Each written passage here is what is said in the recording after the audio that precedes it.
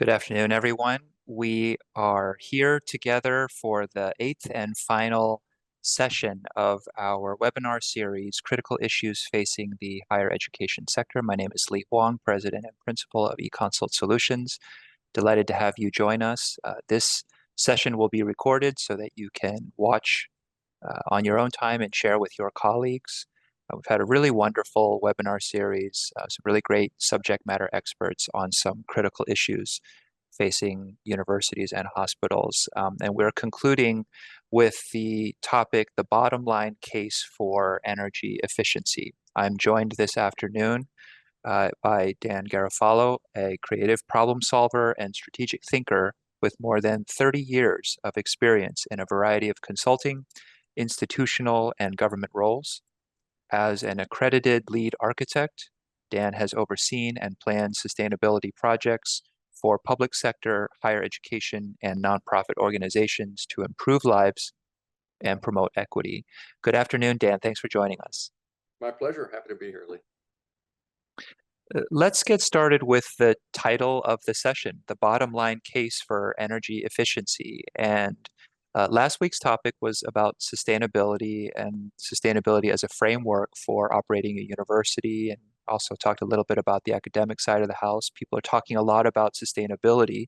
You've really impressed upon me that energy efficiency, independent of whether sustainability as a value is important to you, is a humongously important bottom line topic for university administrators. So can you frame that for us? Why is that, and what is the magnitude that we're talking about here?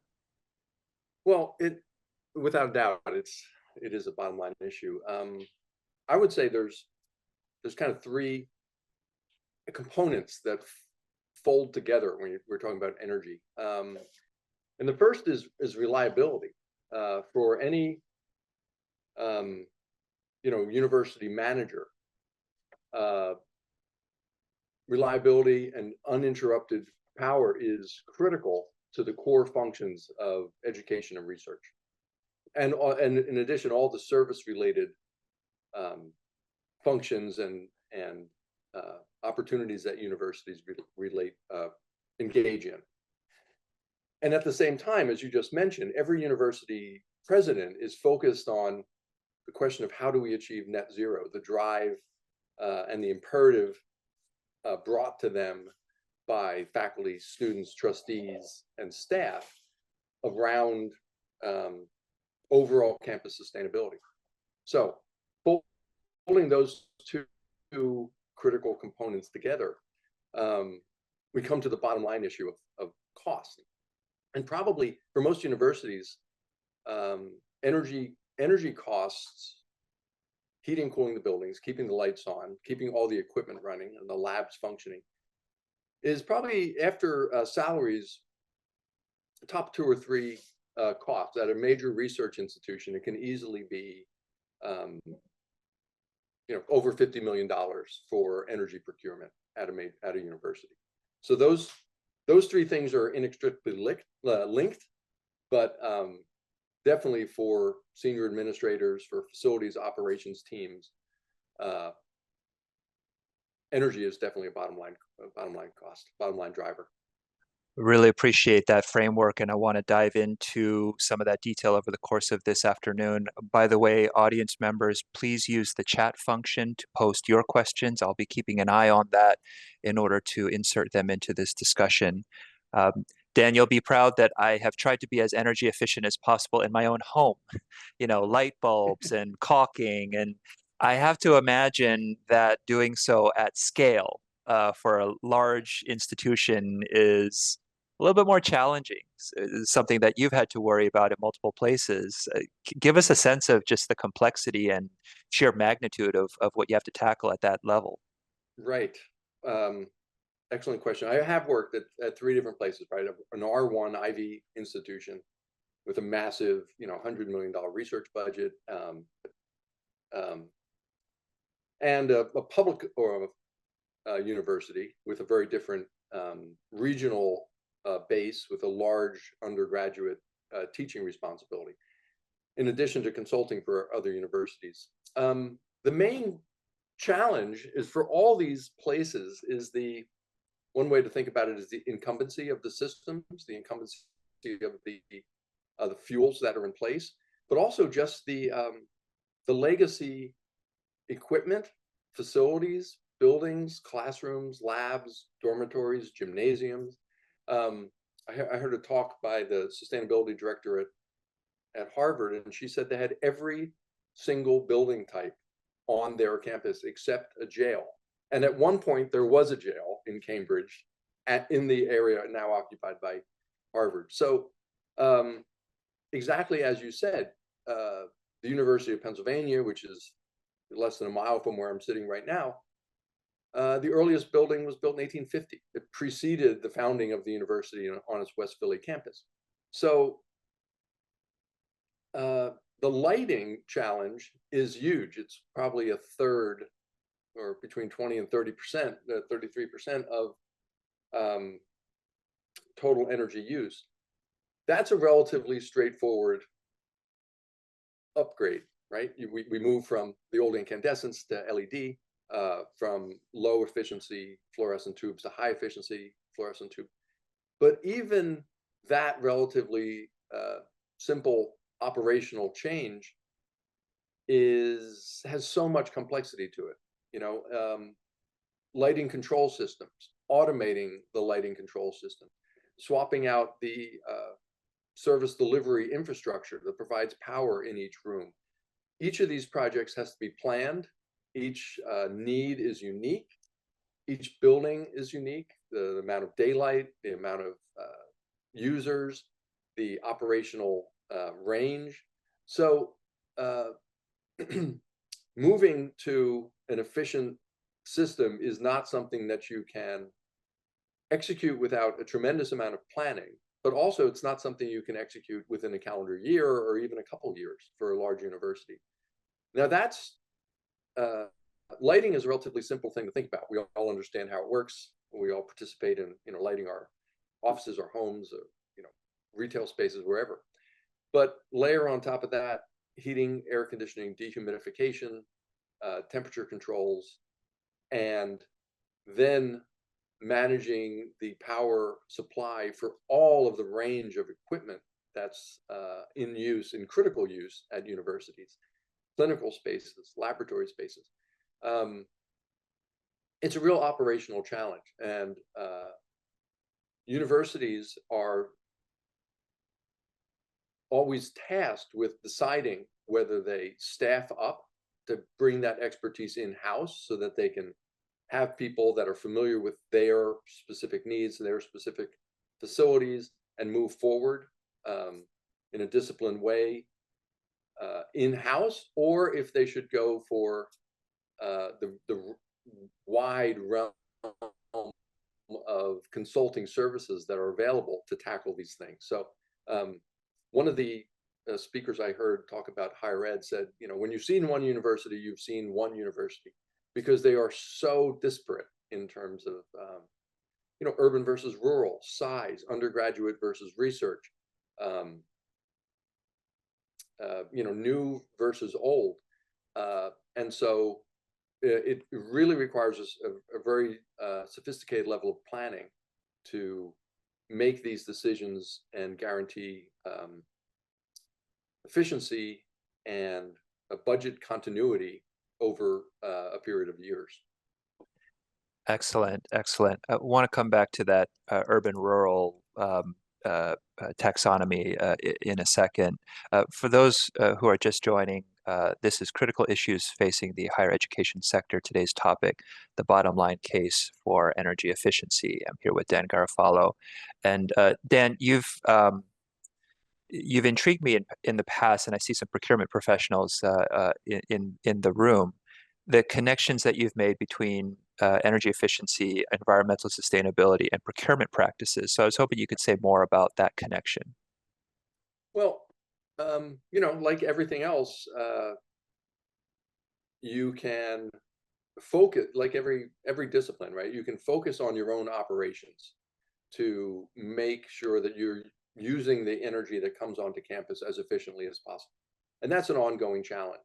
It's an ongoing body of work as well, whether it comes into, as I said, lighting replacement projects, recommissioning building mechanical systems to make sure they're operating as per spec and as originally designed, looking at building envelope to reduce heat loss or heat gain, looking at roofs to make sure that they're operating to reflect heat in the summertime. All those issues are about on-campus operations. But facilities teams are tasked today with procurement as well. And it's a complicated issue. The most straightforward thing we think about with energy is electricity. But campuses, especially large campuses, both urban and rural, often have large-scale district heating and cooling systems. So they have a large chiller plant, or certain buildings have large chilling capacity, which is then piped to neighboring buildings to cool the campus without having air handling units and blowers and fans on top of each building. And also, many campuses have internal steam plants, right, where they either burn fossil fuels or use electricity to generate thermal heat, which is then pumped through campus. So both heating, all three, heating, cooling, and electricity, have a variety of procurement options. Now, I'm in Philadelphia. A number of urban campuses in Philly rely for thermal heat on a district for-profit steam company, which pipes steam through the city to something like 400 customers.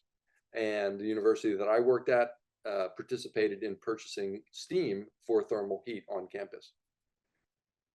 Now, that seems relatively straightforward, but even that has a number of varieties and approaches to try and decarbonize that steam source. So at the University of Pennsylvania, where I work, they were such a large buyer that they had some degree of purchasing power to partner with the local steam provider to, over a period of time, about a decade, transition to a more renewable fuel source, moving from oil and coal to natural gas, and updating the boilers to get a more efficient delivery of steam, as well as adding cogeneration so that the combustion process, which generated steam, also generated electricity. So this is a very sophisticated negotiation between the provider and the university. There's a budget term, unit costs, and also maintenance costs, all of which are folded into a complicated and complex multi-year contract to deliver thermal steam. So many universities have that relationship with an outside party. Some are working with a internal steam plant, which could be decades old. In some cases, 6, 8, or 10 decades old, right?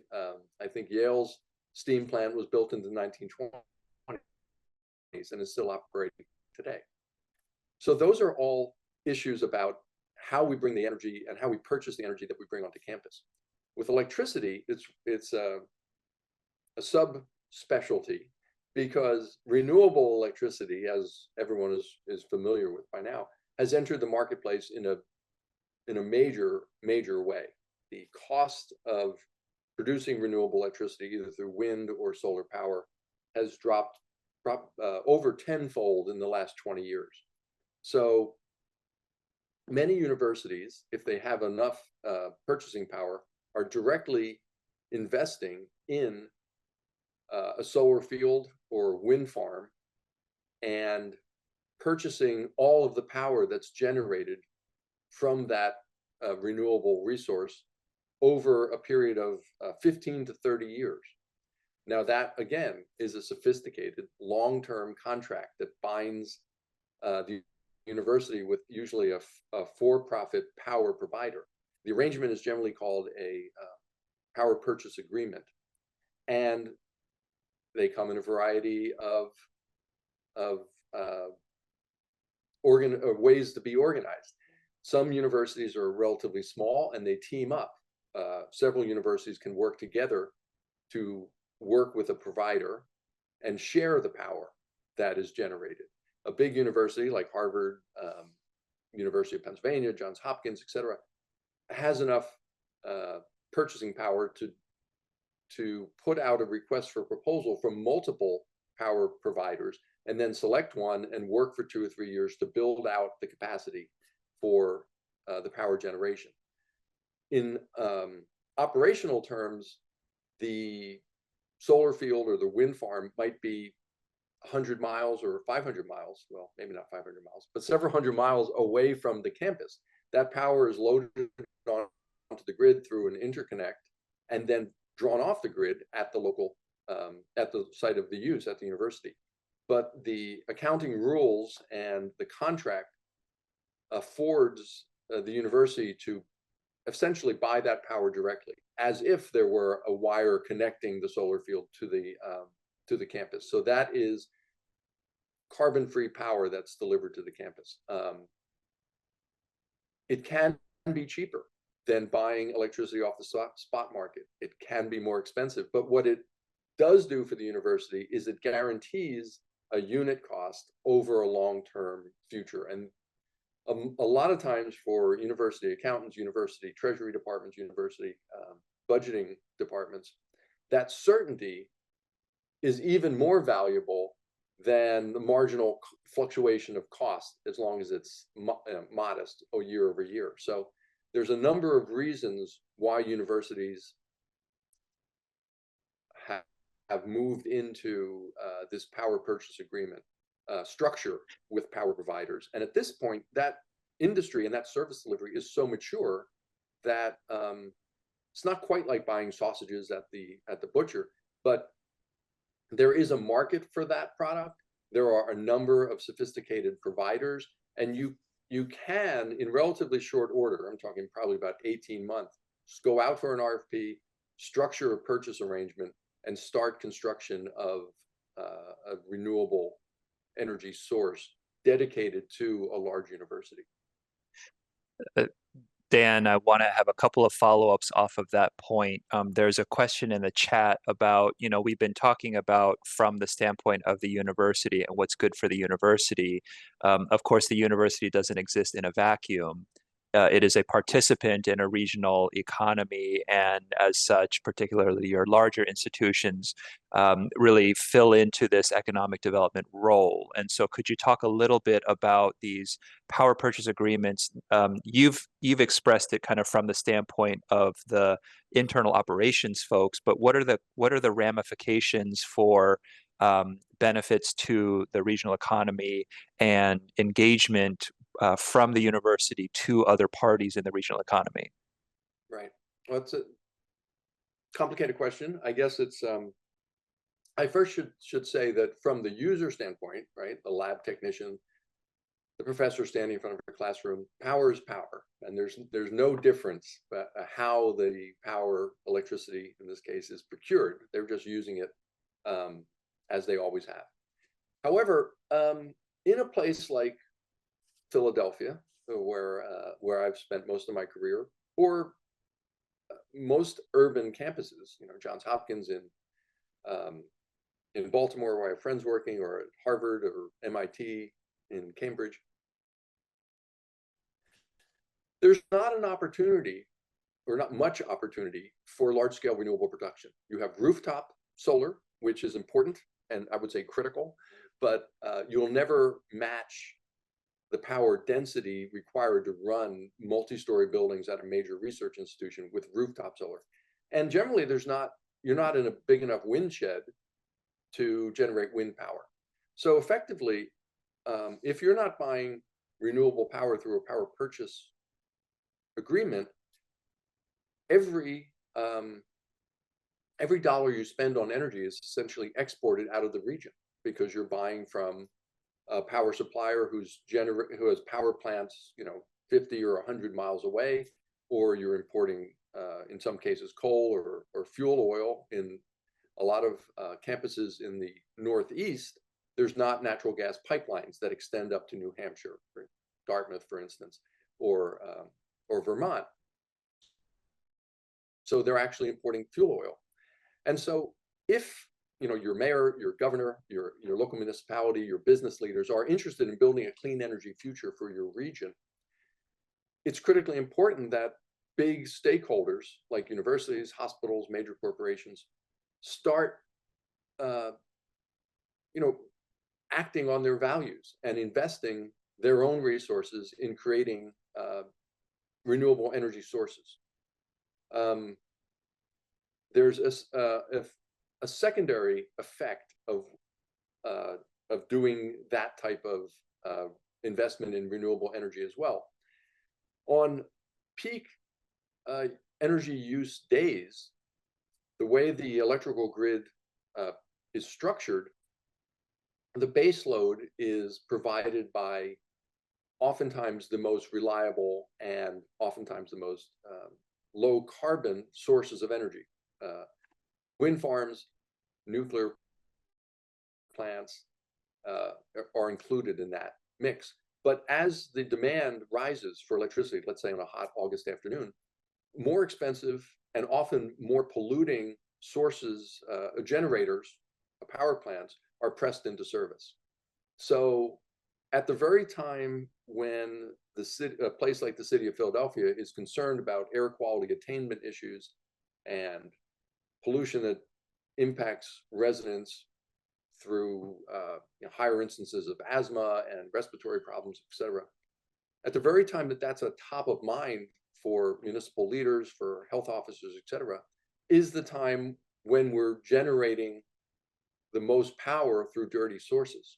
So by taking a significant load off of the traditional grid, coal burning, natural gas burning, and oil burning power plants, and moving it to renewables, that university has a secondary benefit for their larger community. They're literally cleaning the local air by ensuring that more and more renewables are feeding into the regional grid.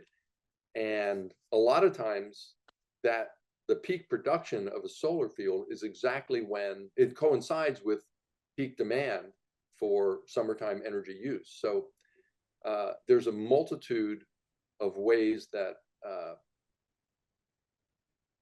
investing in long-term renewable contracts benefits the regional economy and benefits the regional health outcomes as well. That's great. The other follow-up that I wanted to pose, you talked about kind of the complexity of the contracts, the complexity of the planning, complexity of the execution.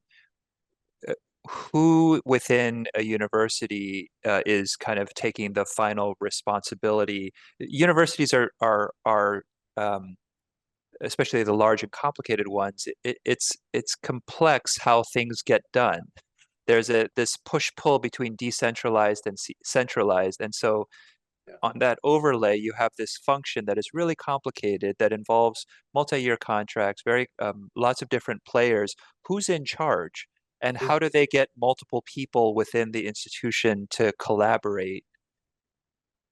That's a great question, and you could probably work in higher ed for decades and not figure that out. Again, you also would have a different answer based on almost any institution. But before I answer that question, I would say that for most university stakeholders on the administrative side, oftentimes your primary measure of success, right?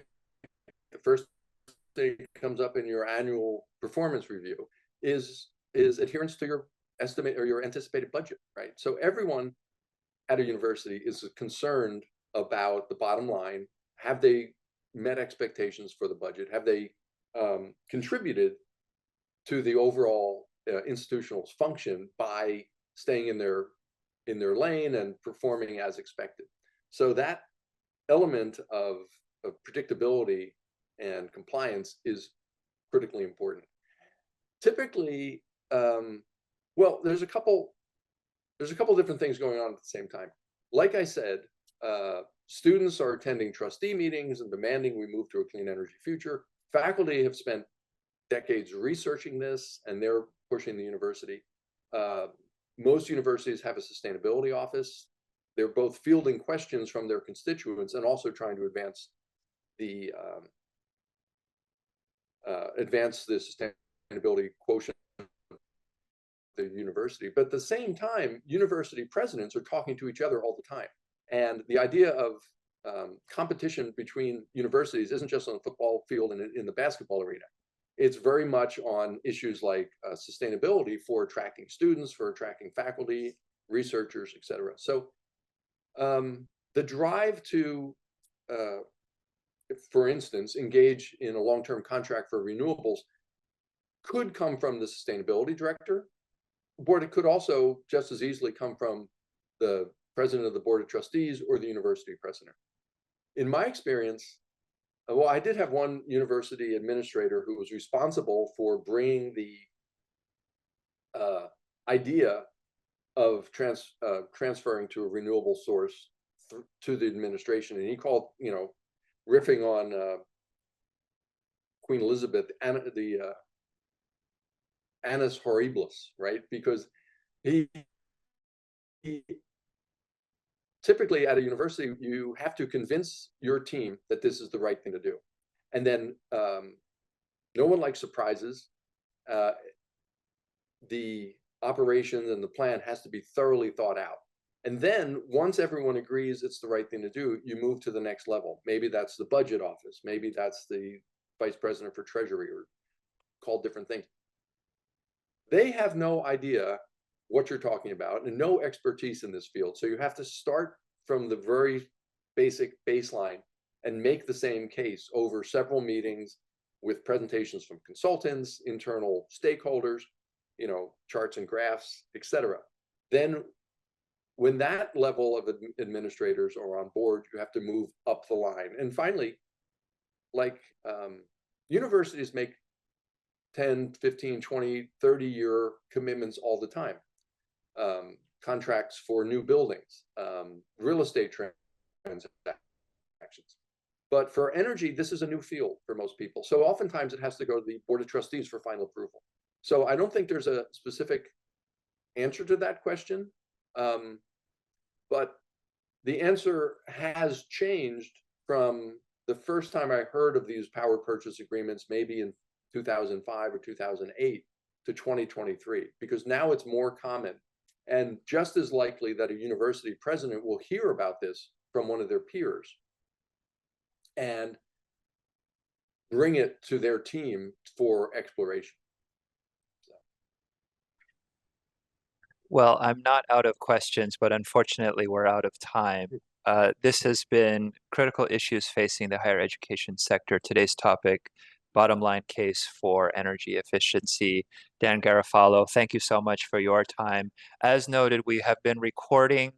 We will be looking to post the recording later this week, hopefully in the next 24 hours. Tune in, share with your colleagues. Dan, thank you again. Really appreciate your time and insight. And thank you all for joining us this afternoon. Have a nice day.